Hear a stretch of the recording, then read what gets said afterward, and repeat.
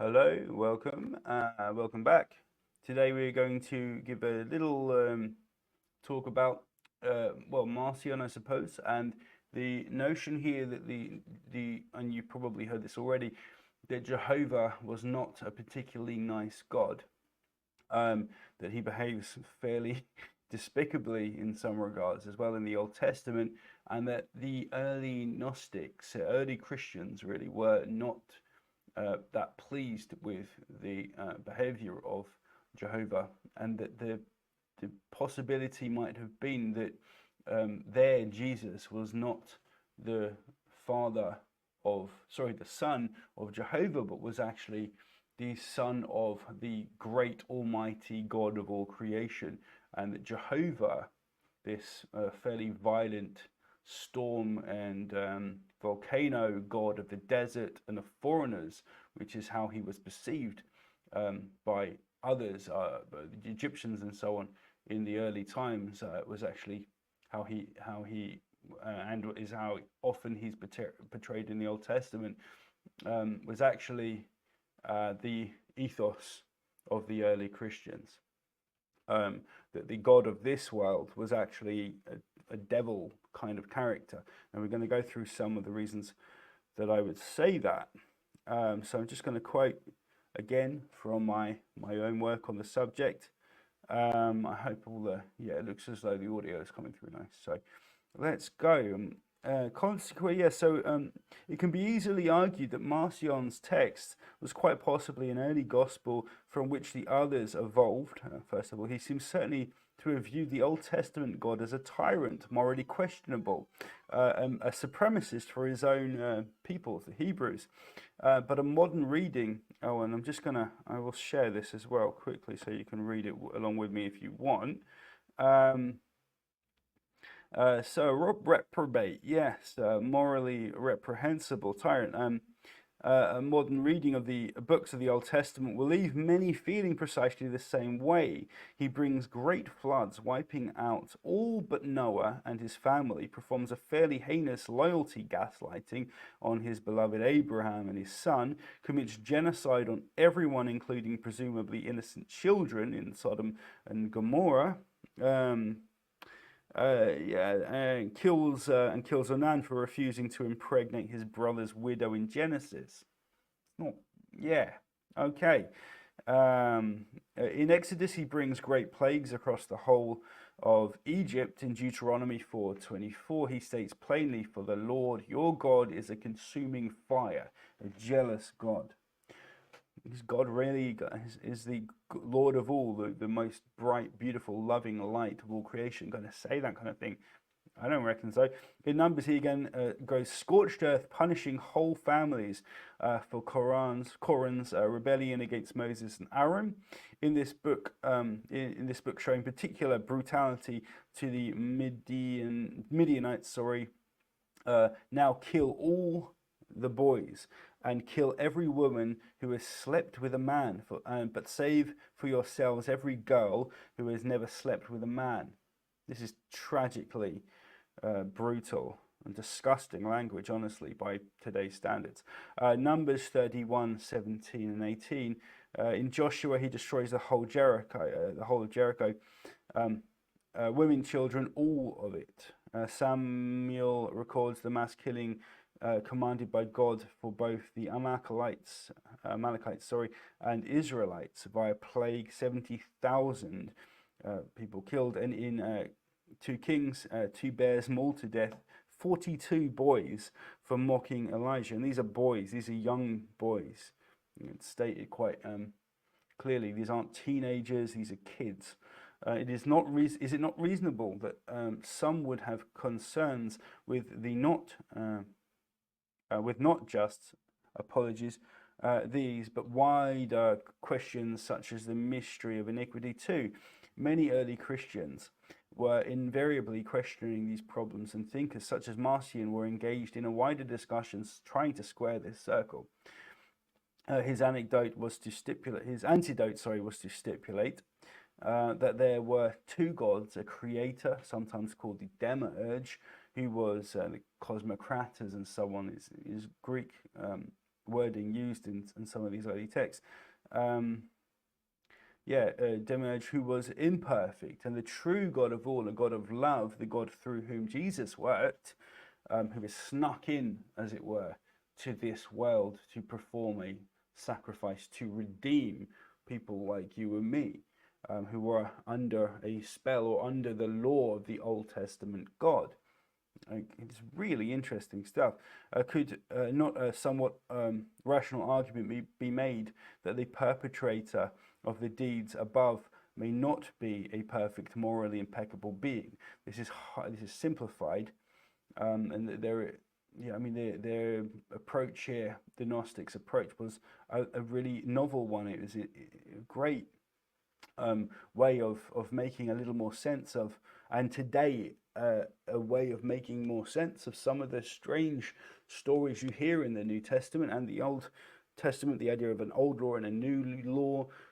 Marcion's antithesis, which was his the kind of preamble to his gospel, which we don't have, but that is quoted by church fathers, so we have an idea of what's in it.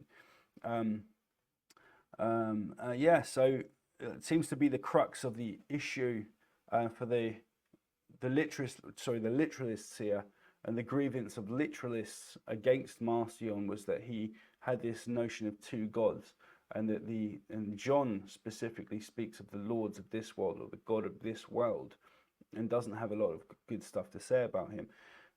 Was Marcion and whoever wrote his gospel endeavoring to upgrade the teachings while still honoring selected elements of the original books? It seems manifestly true, and most modern Christians would agree with this statement. If this is true, then Marcion might have been one of Christianity's first real innovators.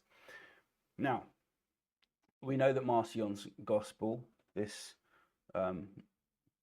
Luke, proto-Luke, a basic edition of Luke here, might have been the first copy of a gospel. It comes with Paul's letters.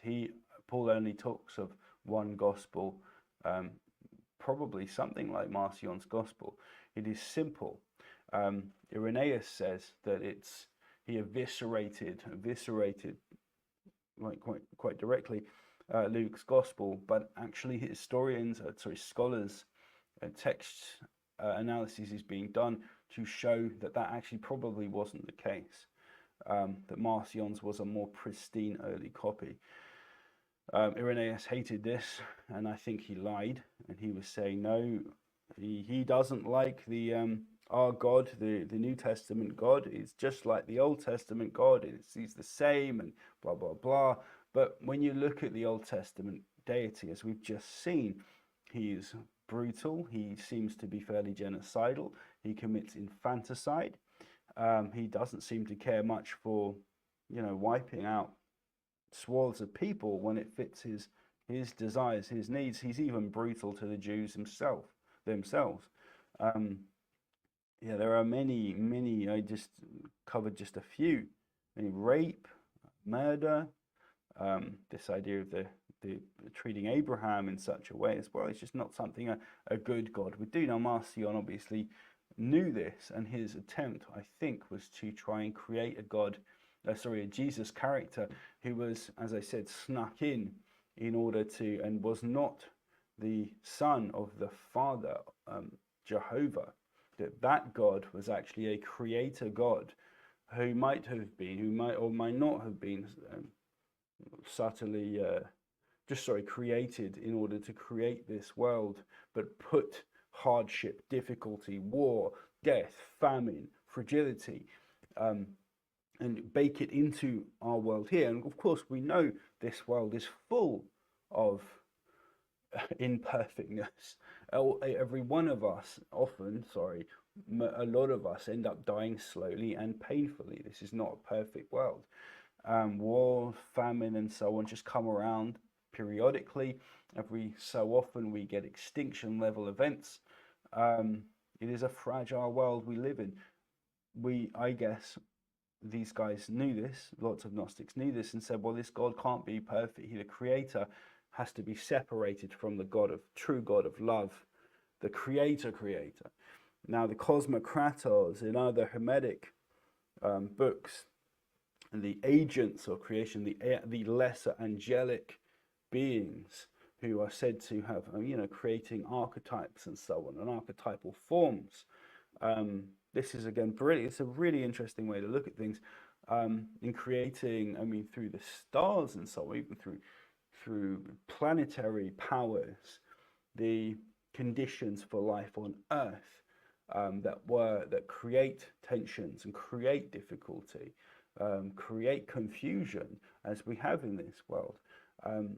That might be from a creator who's somewhat separated from these other creative forces. I think it becomes a little clearer when we look at Marcion and his endeavor here to try and square this circle, and work out how one could stipulate that yes, there is still a perfect God of love here, and that Jesus was a representation of this perfect, orderly logos, but that there was a devil playing tricks, creating turmoil and trouble on this earth. Yeah, I think it kind of makes more sense, and that the notion as well that the devil would, go back to me here,